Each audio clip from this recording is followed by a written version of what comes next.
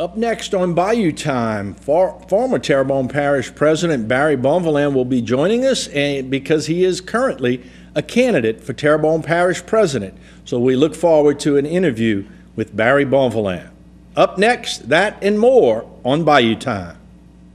In the heart of the bayou, we are gathered here tonight. Now it's time for action, cause our lives are on the line. Tonight we'll do our very best to break through all the bureaucratic mess. The time has come tonight, cause it's Bayou time. Show what Louisiana's all about.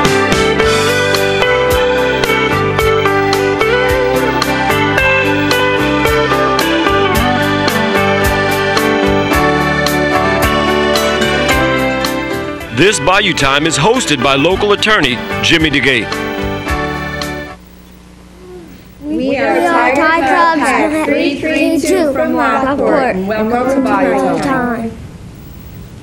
All right, congratulations to those scouts who were here today touring HTV, and we thank them for participating in the introduction.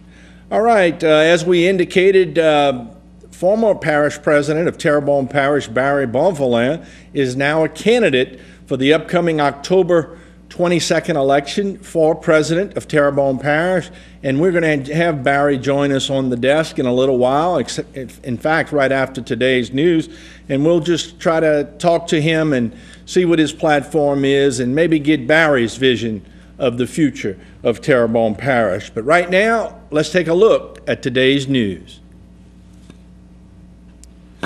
In a unanimous vote, the Terrebonne Parish Council votes to approve a new director for TEDA.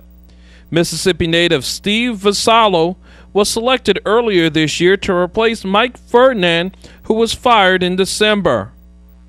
Before the approval, members of the business community voiced their support for Vassallo. With your help, we're here tonight to offer his services to this parish. We believe he is a viable and an excellent candidate to move forward economic development in Terrebonne Parish. I'm excited to be standing here and representing TEDA and offering his name to you for consideration. The Chamber of Commerce is supporting what TEDA has done in getting to this point and bringing this person for your consideration tonight. And we think it's important for us to stand up and say that this evening. I think it's important to remember that we chose those particular people as the council, the SCIA, the Chamber, because I think we had confidence in those people representing us well. And so the SCIA is just here to voice our support in favor of what the TEDA board chooses to do. Although Vassallo's appointment sailed through the council, some on the council were questioning the selection process. Because of the turmoil that brought him to Terrebonne Parish at this point, I think it has been the question, not the candidate. And it's so unfortunate that I think we have made some mistakes, I think, to get to the point where we're at right now.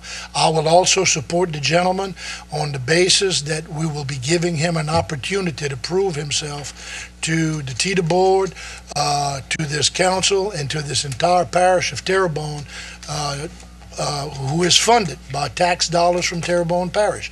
And I only hope and pray that this guy can do us a phenomenal job.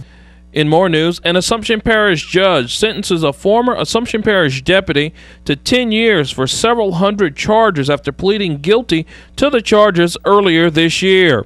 Louis Lambert was sentenced to 10 years with 5 years without the benefit of parole. Lambert was issued a fine for $12,000 and ordered to pay almost $22,000 in restitution.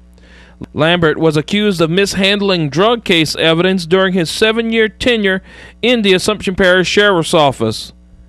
In business news, TKO Kickboxing celebrated the grand opening of its new Houma location. Today we're doing a ribbon cutting. I've been here a little more than a year. I've been doing kickboxing in Houma for about 9 years.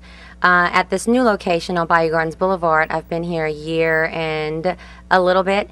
So it's all about the kids. They're going to do a demonstration on what they do, self-defense, kickboxing, all the strengthening and stuff that they do, and it's going to be fun. The kids are going to be involved in the ribbon cutting because here it's all about the children. It's a very unique fitness program for all children. We have a very unique fitness developmental center during the day that's all about fitness and health. And so really here at TKO, it's all about children being safe, healthy, happy, and fit. In traffic news, officials this week have reopened the St. Charles Street Bridge after a complete makeover. DOTD officials removed the barricades Wednesday around noontime, reopening another artery from West Park Avenue to Tunnel Boulevard and beyond. The reopening comes just as school gets ready to start next month.